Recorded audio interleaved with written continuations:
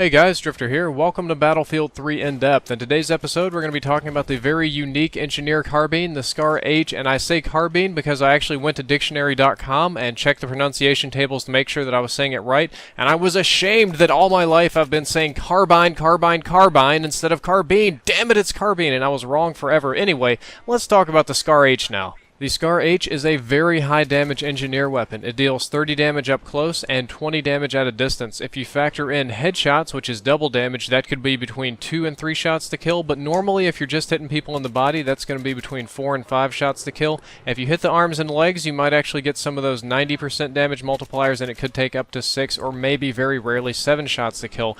But the weapon is unique because it is the highest damage carbine in Battlefield 3, and the damage is actually higher than every single assault rifle in the game, with the exception of the G3A3, which we covered last time. This weapon's really kind of like the G3A3's little brother. They're very similar in a lot of ways. Like the G3, one of the major downsides to the SCAR H is its rate of fire, shooting only at 600 rounds per minute. That makes it the slowest firing carbine or engineer weapon in Battlefield 3, and I say it's the slowest because technically it is the slowest firing one, but it's not like it's crazy slow or super slow or all the other ones just vastly outclass it.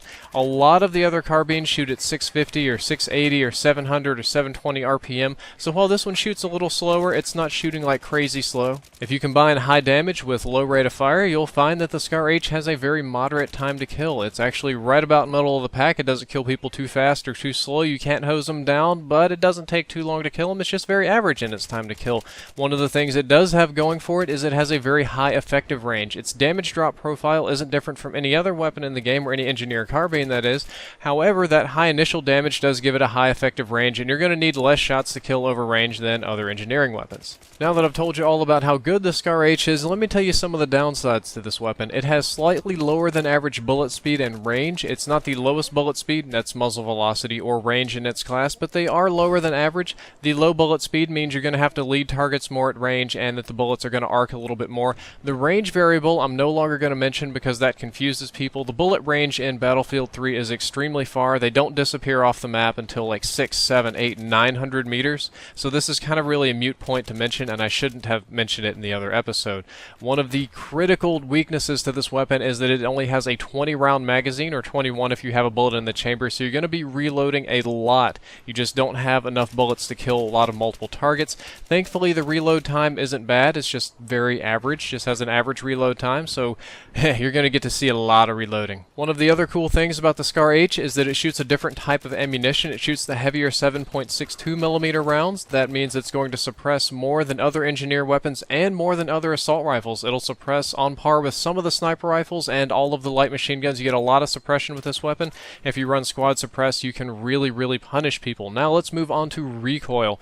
The SCAR H has low horizontal recoil, and it's balanced on both sides. It won't drift or kick to one side or the other, but it does have very high vertical recoil. It actually has one of the highest vertical recoils in the game among carbines or any sort of rifle style weapon. Thankfully, it is a very predictable and easy to control recoil. It just kicks straight up, so you just pull it straight down. It also has the least first shot kick of any carbine at a 1.35x multiplier, which is very low.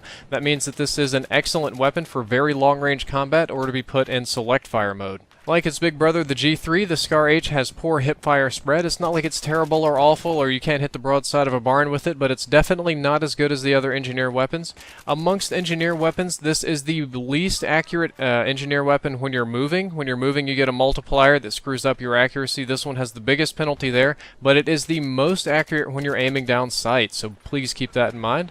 The SCAR H is best with an optics, just any kind you like. I tend to like the holographic or PKS sight for this weapon, a BIPOD and a suppressor. I use the BIPOD for long-range engagements. It keeps me accurate and on target, but if you're an engineer and you're actually taking out tanks and arming objectives and healing and repairing and that sort of stuff, you're going to have to get up close and dirty, and when it comes to getting up close and dirty, I prefer a suppressor because I don't like people hearing me and I don't like showing up on the minimap. Suppressor also improves accuracy, which is kind of nice. The weapon is essentially a hybrid between a light machine gun and an assault rifle, or the G3's little brother. It's a very high damage, low rate of fire weapon that can be very deadly in the right man's hands, although not a lot of people use this weapon appropriately. Well, that's all for this episode about the SCAR H. I'm actually going to toss it over to Captain Obvious now, who's going to tell you a little bit about another unique engineer weapon, the ACRW. Drifter out.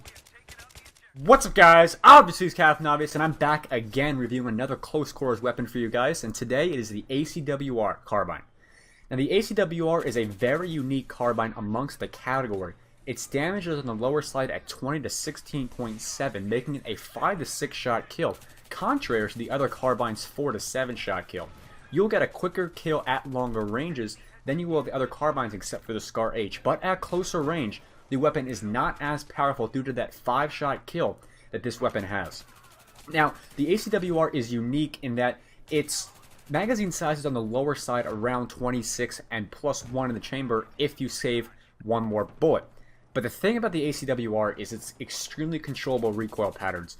With a primarily right pull that is extremely low, the ACWR is the most controllable weapon in the carbine category.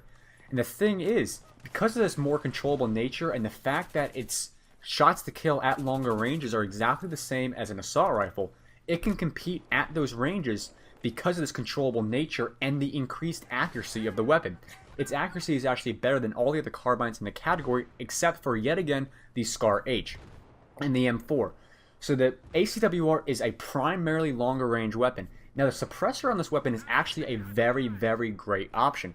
Because the consistency of the time to kill this weapon from a 5 to 6 shot kill, not too much of a difference in terms of time to kill there, the suppressor is a very great option because the decreased range does not affect the weapon as much. It's only one less shot to kill. The 850 round per minute fire rate will still kill in a quick amount of time if you get all your shots on target.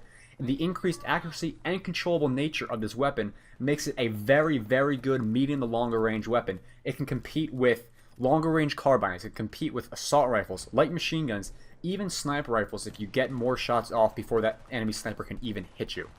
Because of the consistent time to kill, reload time, accuracy, controllability, and the versatility of the ACWR in the hands of a master, it can be the most powerful carbine in the entire game. The ACWR may take a little bit of time to get used to due to that lower damage, but after you get used to the ACWR and its consistency, you can make the weapon extremely, extremely powerful in your hands if you use it properly. I hope you guys enjoyed this quick review of the ACWR and you know how to use it properly in the future. That's pretty much it. Hope you guys enjoyed it, and thanks for having me on, Drifter. See you guys later.